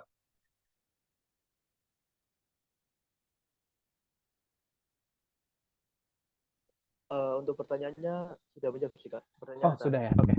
Tapi sebelum itu apa boleh memberikan elaborasi lagi? Ya, boleh silakan. Bagus. Uh, jadi itu Kak, kan tadi seperti yang Kakak jelaskan kan dari PM ini kan kayak dalam kurva yang apa itu kan kayak berada di tengah-tengah. Nah, pertanyaan saya itu kayak bagaimana cara memastikan solusi yang kita berikan selaku PM itu dapat diterima oleh beberapa Ah, pihak yang kita ajak kolaborasi dalam perkembangan produk tersebut, kayak mulai dari pihak UX, engineering, dan bisnis yang atau BOD tadi. Oke. Em, Pertanyaan menarik gitu karena memang ini yang aku rasakan ya sebagai seorang PM ini challenge yang cukup besar juga gitu. Apalagi ketika pas baru bergabung gitu, biasanya kan yang namanya juga anak baru biasanya gitu. stakeholder kita yang lain, apalagi yang udah lebih senior itu ada ada perasaan-perasaan skeptis gitu ke kita. Jadi memang teman-teman harus put expectation gitu bahwa ini bisa jadi satu challenge gitu. Di satu sisi sebagai seorang PM teman-teman harus nih bisa kasih satu solusi yang inovatif yang menjawab kebutuhan user dan lain-lain. Tapi satu sisi ada hal-hal yang sifatnya constraint gitu terhadap hal tersebut, yaitu tadi uh, skeptis dari pihak-pihak lainnya, dari tim desainer kita yang mungkin udah 5 tahun lebih senior daripada kita yang mungkin lebih paham gitu loh. Aku paham banget, tapi ya gitu ya, mungkin challenge-nya sih emang harus kita coba pertama gitu. Kalau kita mengkomunikasikan ide kita, harus dilandaskan dengan sesuatu, jangan cuma asumsi aja gitu. Kalau misalnya aku pengen gitu nambahin metode virtual account di payment aku sekarang, aku harus ngasih data gitu. Sekarang payment kita yang sekarang gitu, misalnya cuma transfer bank itu nggak mengakomodir kebutuhan pengguna gitu. Ini di CS kita banyak nih komplain, Kak, kapan sih, misalnya kapan sih aplikasi kamu bisa pakai VA gitu, kapan sih aplikasi kamu bisa pakai Cice. Nah, kita kan punya data, dan data itu bisa kita present ke mereka. Aku pikir kalau udah kayak gitu, itu udah nggak bisa dibantah ya. Maksudnya ini kan udah data gitu, source informasi yang benar-benar valid gitu, nggak bisa dibantah. Jadi kayak make sure gitu ya kalau teman-teman um, memberikan satu input, memberikan satu gagasan, propose satu gagasan ke stakeholder yang lain, make sure bahwa itu mendasar. Teman-teman punya landasannya gitu, jangan cuma dari perasaan aja, seperti itu sih.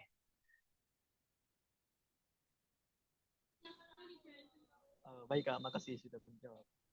Oke, thank you juga, Agus. Wah, keren banget jawabannya. Terima kasih Kak Kris atas jawabannya dan juga Kak Agus atas pertanyaannya. Nah, tadi mungkin udah lumayan banyak yang raise hand ya. Tadi yang raise hand setelah Agus itu ada Kak Sita. Boleh nih Kak Sita di on mic terus ditanyain aja pertanyaannya. Oke, halo Kak Kris, terima kasih banyak sebelumnya untuk pemaparannya. Tadi aku sangat tertarik sama definisi dari product management itu sendiri. Dan ada 3 keyword yang udah di-highlight, yaitu visible product, kemudian user needs, dan juga business objective. Dari situ aku sedikit meraba-raba kalau itu semua sudah terrepresentasi di diagram Venn-nya, dan di tengah-tengahnya ada product management. Di situ aku teringat sama satu istilah atau satu term yang mungkin banyak banget dipakai untuk membahas suatu produk, yaitu triple bottom line atau TBL, yaitu profit, people, dan planet.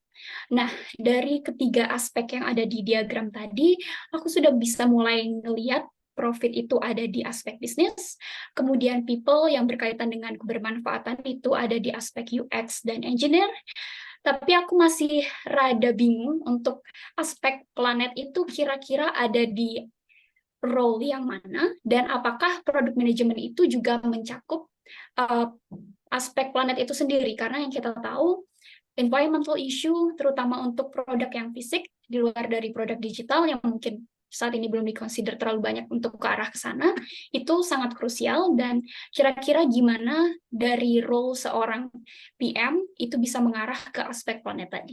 Terima kasih.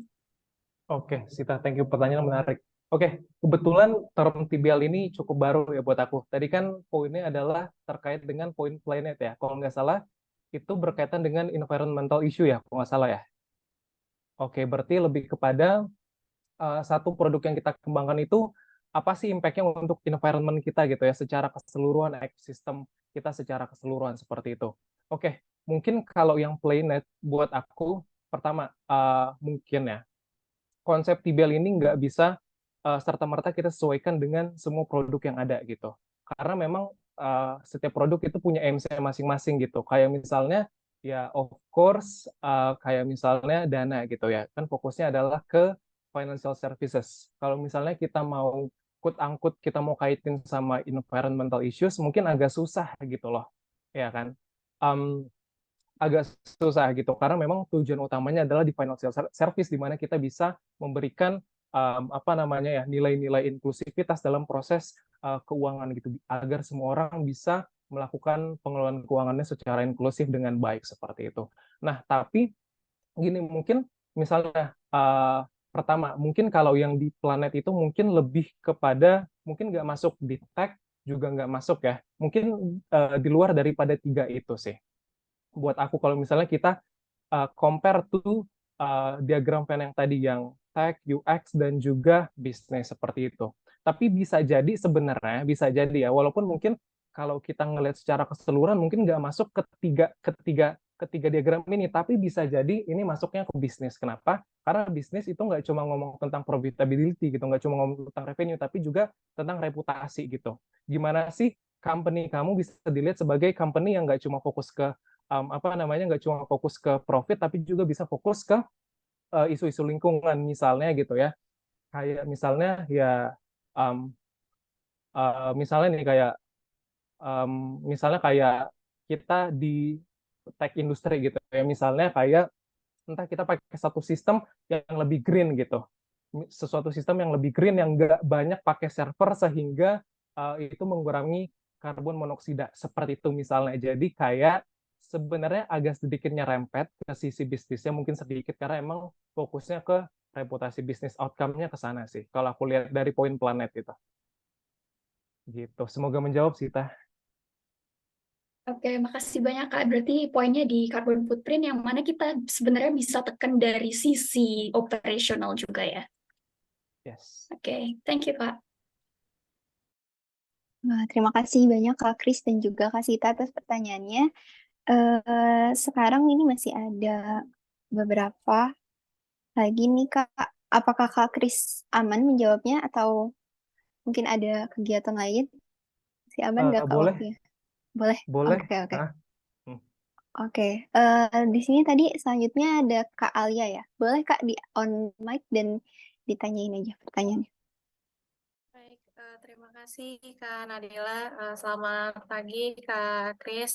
Jadi saya mau bertanya, apa aja sih yang harus dipersiapkan oleh kami, atau misalnya saya yang sebelumnya belum pernah berpengalaman di dunia product manager. Jadi misalnya kita mau internship tapi belum punya skill-skill atau bahkan pengalaman di dunia product manager sendiri. Seperti itu Kak. Terima kasih. Oke, siap. Good question, Alia.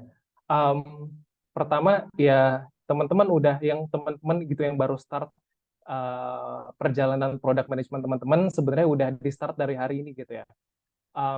Untuk ngikutin bootcamp ini udah jadi satu good action yang bagus gitu. Kenapa? Kayak aku bilang tadi gitu bahwa di bootcamp ini outputnya apa sih gitu. Teman-teman nggak cuma belajar foundation aja, nggak cuma something yang theoretical aja, tapi juga yang sifatnya udah pragmatis gitu, udah praktikal. Jadi sesuatu yang nantinya diajarin sama mentor-mentor lain itu sudah hmm, apa ya, sudah sifatnya sudah praktikal yang bisa teman-teman implementasikan nantinya ketika bekerja sebagai product manager.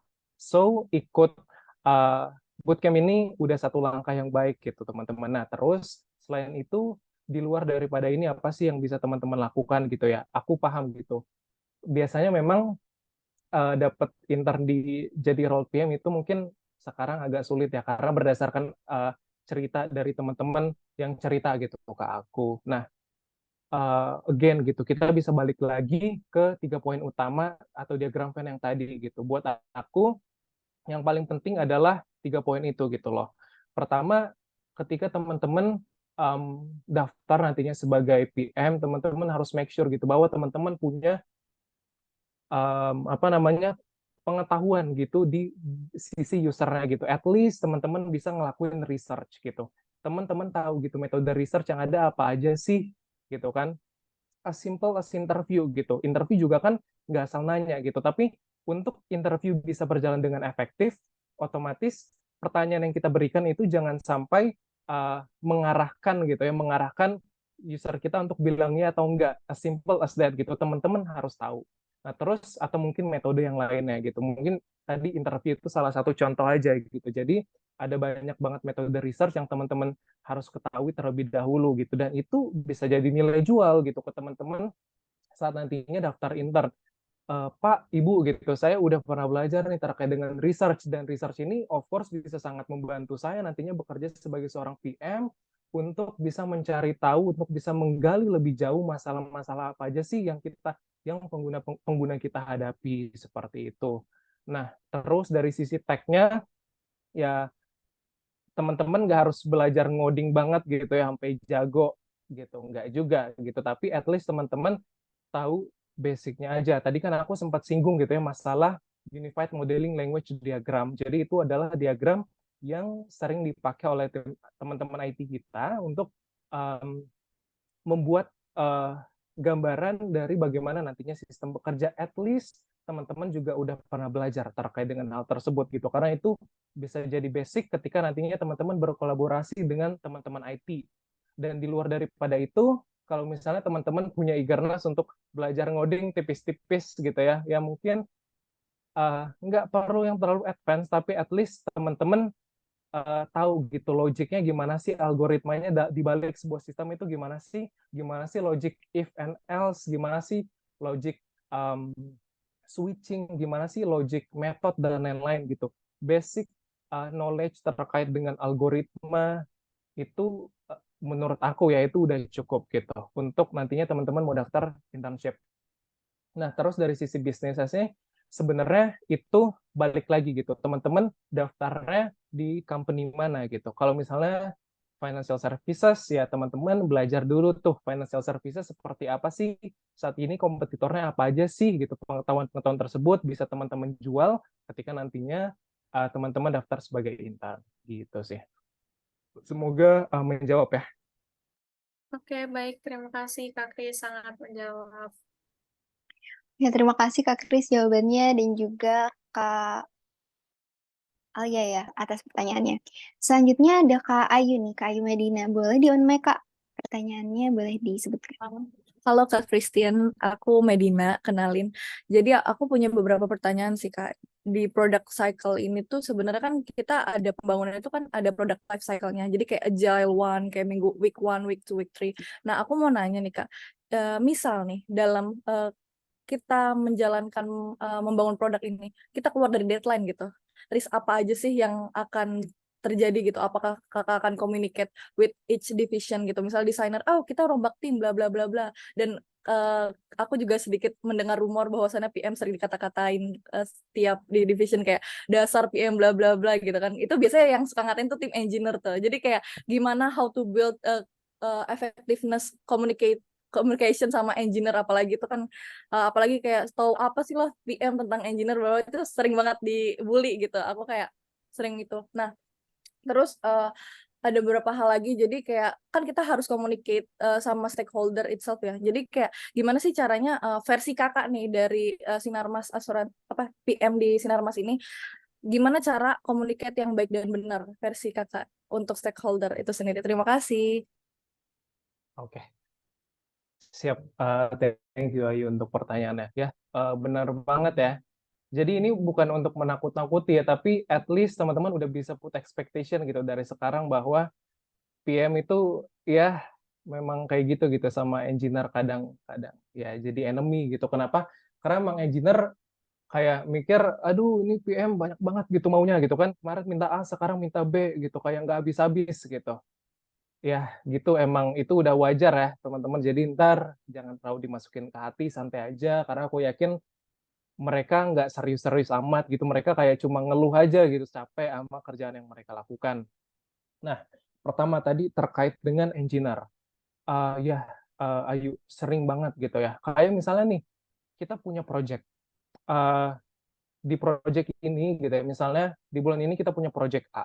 Kita mau kerjain 10 fitur. Ternyata developer kita 2 sakit.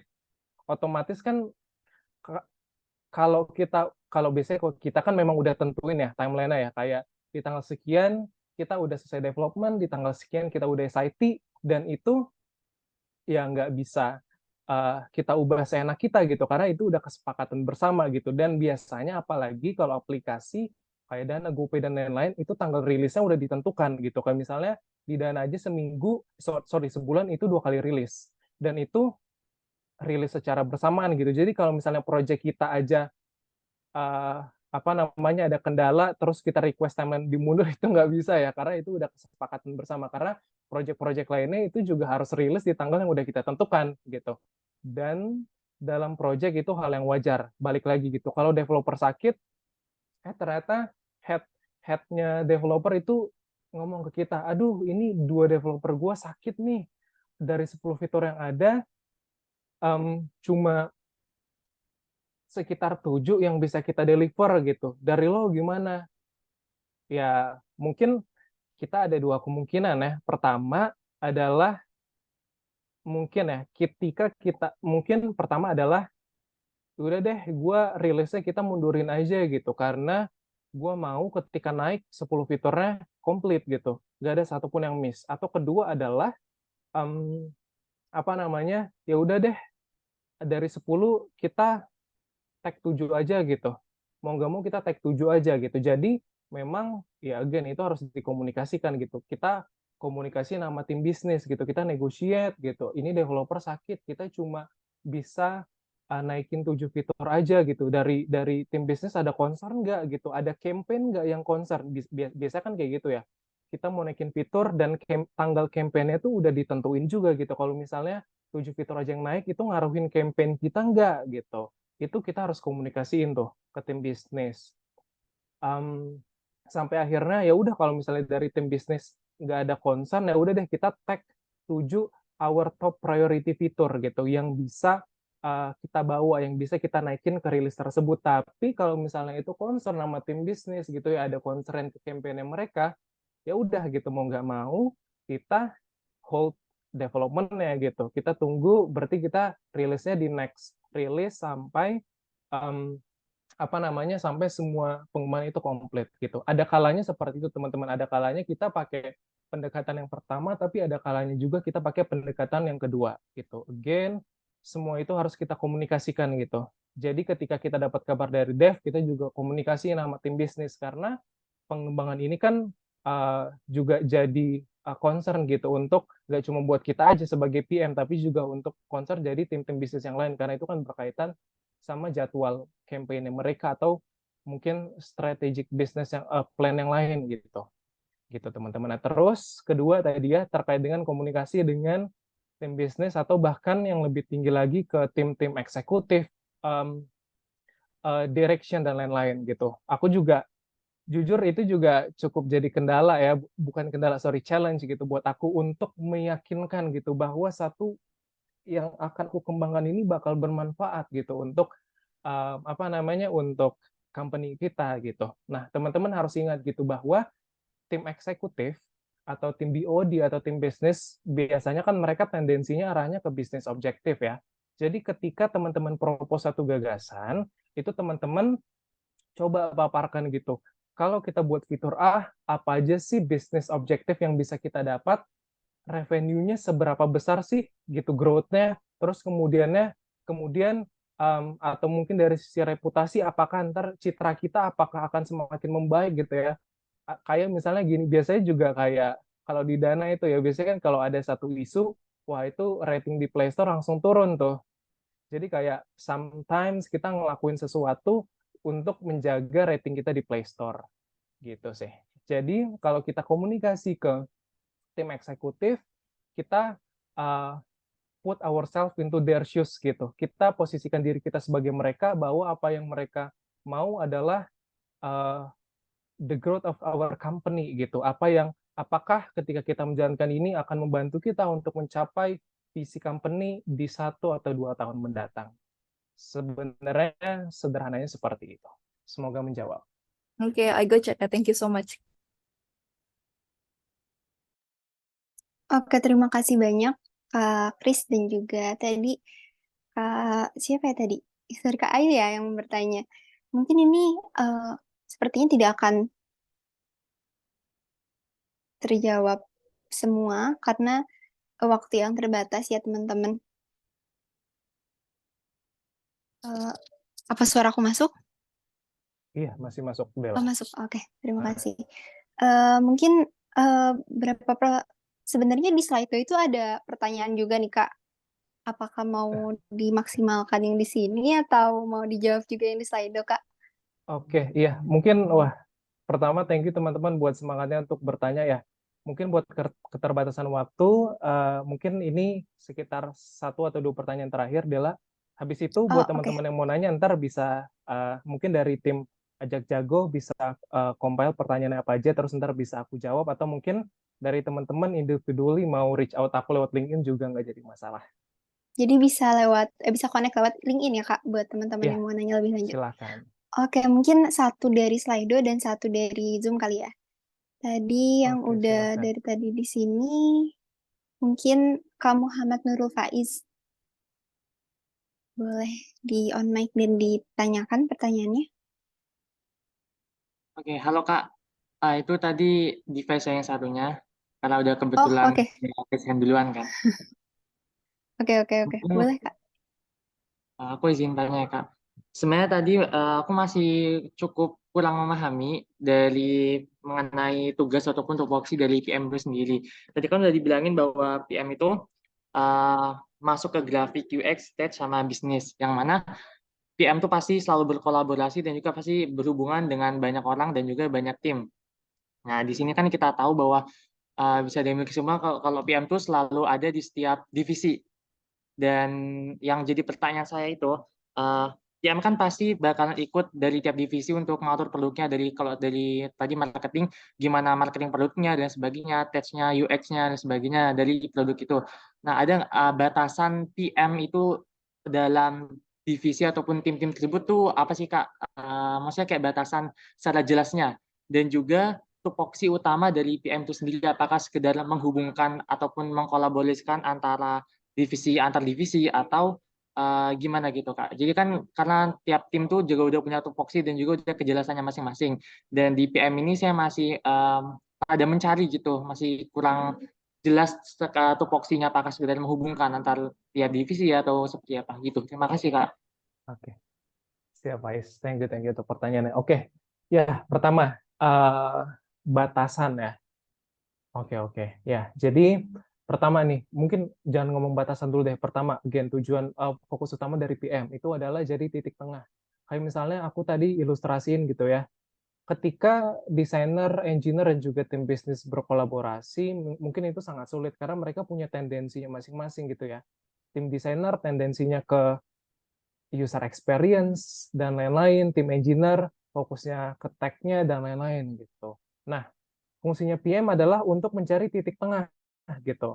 Dari ketiga tendensi tersebut, mana sih solusi apa sih yang bisa kita gunakan? Walaupun nggak selalu seperti ini ya teman-teman, ada kalanya memang ya nggak seperti ini gitu. Tapi most of time kita sebagai PM bisa nih kasih solusi, apa sih solusi yang bisa kita berikan yang mencangkup ketiga uh, poin yang disampaikan oleh tim desainer, yang disampaikan oleh tim engineer, dan yang disampaikan oleh tim bisnis gitu. Itu tugas kita untuk mencari titik tengahnya gitu, biar ya um, dapat win-win solution-nya gitu. Nah, itu terkait tugas utamanya. Terus yang kedua, batasan. Nah, mungkin ini juga teman-teman harus aware gitu ya. Ingat gitu, kita bukan seseorang yang tahu banget tentang UX, kita juga bukan seseorang yang tahu banget tentang tech gitu ya. Jadi kalau misalnya kita lagi ngomong desain, itu ranahnya tim desainer gitu. Jadi kan sebagai PM kita, um, aku sering nih apa namanya tektokan sama tim UI UX gitu. Kalau mereka udah selesai desain, dia kasih ke aku gitu. Terus aku lihat, menurut lu gimana, ini udah sesuai nggak dengan requirement yang ada? Tugas aku adalah untuk memastikan bahwa ini udah sesuai dengan requirement yang ada sebagai seorang PM ya, memastikan aku mau ada ini, dan ini gitu. Dari desain yang mereka buat semuanya udah mencakup, oke gitu. Kalau urusan font, urusan warna, urusan mau dia pakai ukuran berapa, kita kita boleh kasih input, tapi at the end decision-nya itu di mereka gitu. Karena mereka yang punya ranah untuk menentukan hal-hal yang berkaitan dengan user experience gitu sih, Faiz. Begitupun dengan tech gitu. Kalau udah yang berbau-bau dengan technical gitu, misalnya kan apa ya? Sebelum development kita kan biasanya ngebuat kelas diagram gitu. Apa namanya gimana nantinya apa namanya gambaran dari database-nya gitu. Kita mungkin bisa kasih inputan gitu. Tapi at the end decision-nya itu kan di mereka gitu sebab di sisi IT-nya. Batasannya seperti itu sih, Faiz. Kita bisa kasih input, tapi at the end decision-nya itu ada di mereka kalau itu udah berkaitan dengan ranah kerja mereka. Gimana? Apa masih ada yang kurang jelas, Faiz, untuk batasannya?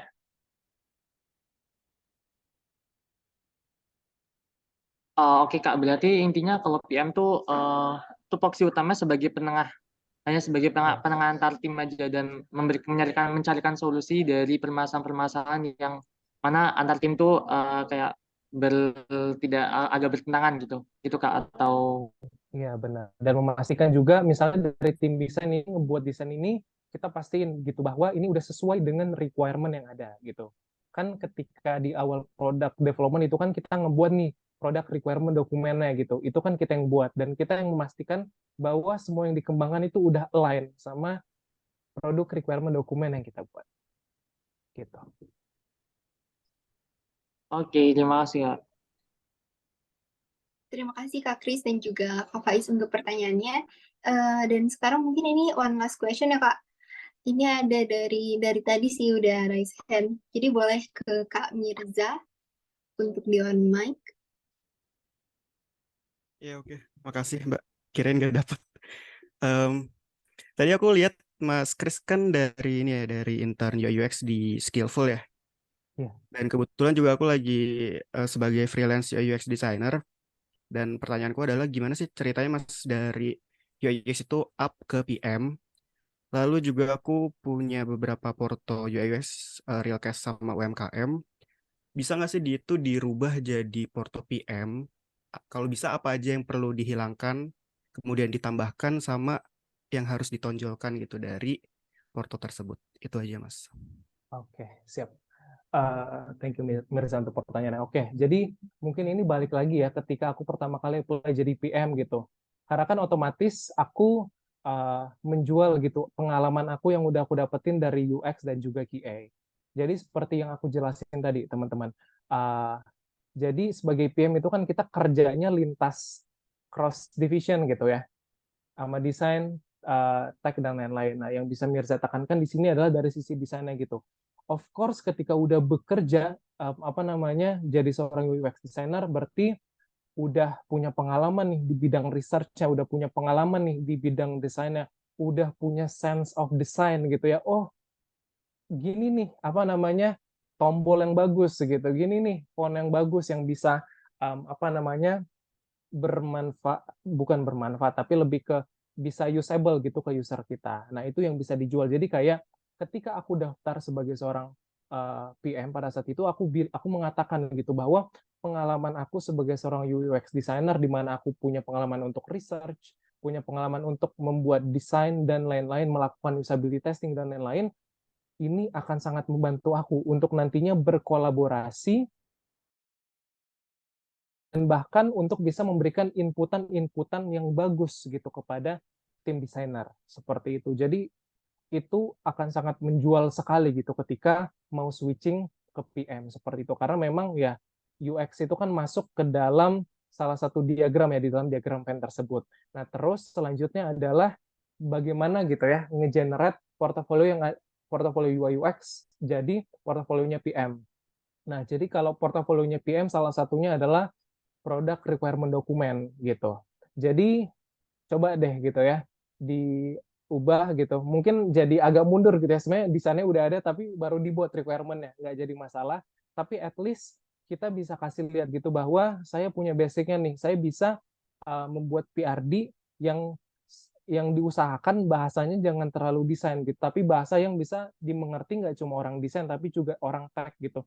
Jadi benar-benar dibuat sebaik mungkin sehingga bisa dibaca dengan baik, sehingga orang yang membaca itu bisa memahami dengan baik apa sih yang mau kamu capai dari situ.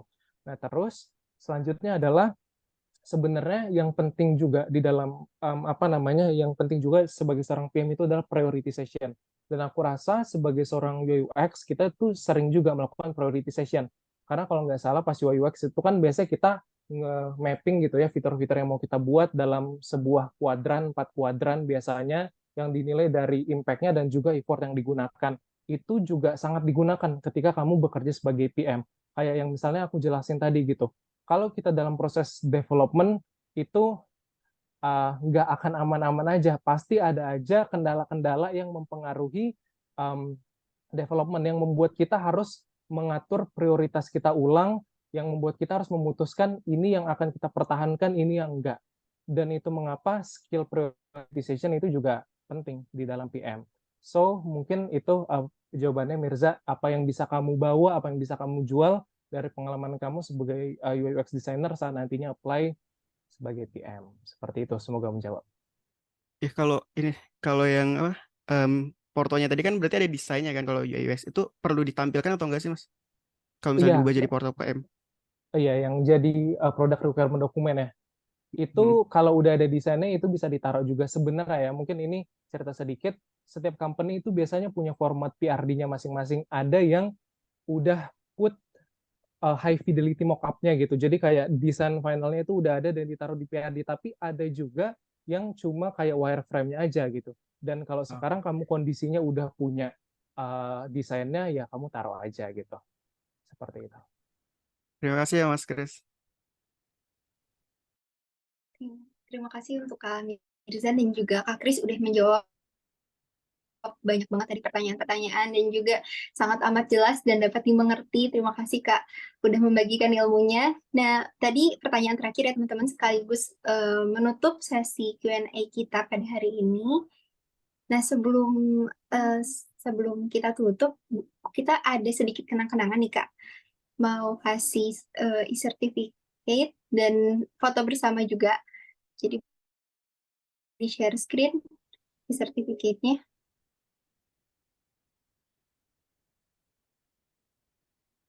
Jadi minta izin ya Kak, tadi untuk yang teman-teman belum kejawab nih pertanyaan-pertanyaannya boleh langsung connect di LinkedIn ya Kak. Yes, benar banget Del.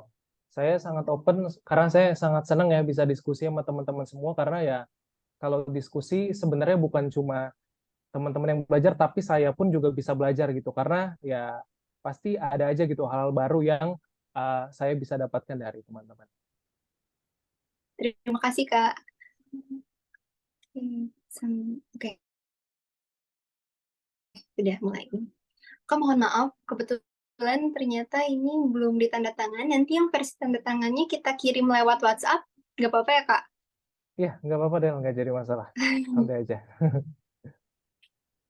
Oke, operator boleh minta aba-aba ya.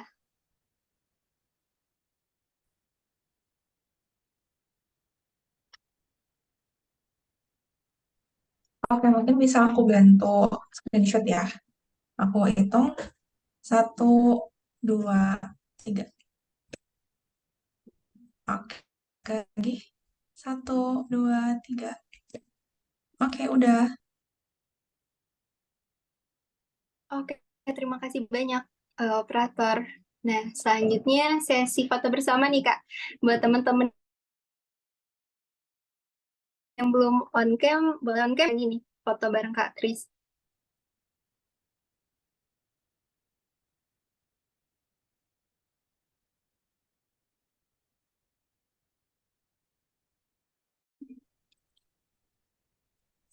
Udah on cam semua kah? Aku bantu screenshot lagi ya dari slide 1. Oke, boleh ya. 1, 2, 3. Oke, sekarang slide 2, tahan dulu. 1, 2, 3. Oke, thank you semuanya. Thank you, Kak.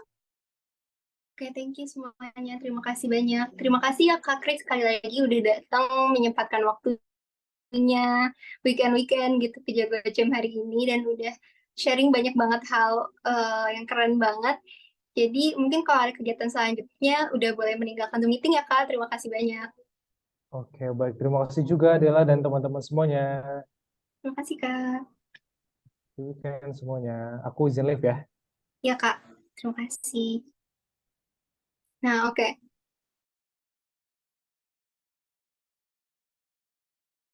Teman-teman keren banget interaktif buat teman-teman yang tadi udah nanya di Slido dan belum kejawab maaf ya karena ternyata banyak banget ini pertanyaannya. Kita bakal ngomongin assignment nih, jangan dulu live ya. Nah, boleh di-share screen assignment-nya. Oke, boleh dipantengin ya WhatsApp grupnya. Dilihat di WhatsApp group, apakah udah ada infonya. Boleh next slide.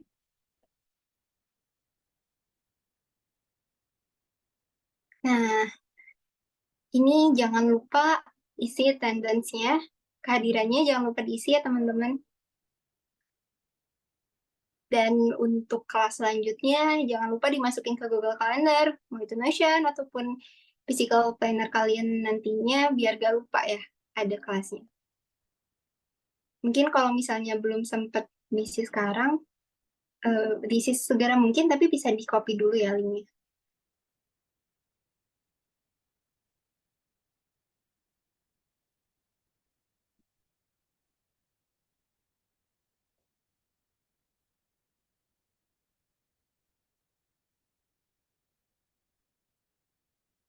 Ini udah ya, apakah ini slide terakhir? Sepertinya ya. Jadi setelah kalian isi form kehadirannya, dan ini nih udah ketik kelas selanjutnya di Google Calendar, aku mau ucapin terima kasih banyak ya udah ngikutin kelas ini dari awal hingga akhir, juga antusiasme dan nanya-nanya, dan udah fokus banget. Terima kasih udah sangat interaktif di kelas ini. Terus katanya tadi buat tugasnya ternyata belum ya. Jadi nanti akan diinformasikan selanjutnya di grup WhatsApp. Boleh terus dicek ya grup WhatsApp-nya. Karena tadi kita mulai dengan doa, kita akhiri juga dengan doa. Berdoa sesuai dengan kepercayaan masing-masing, berdoa dimulai.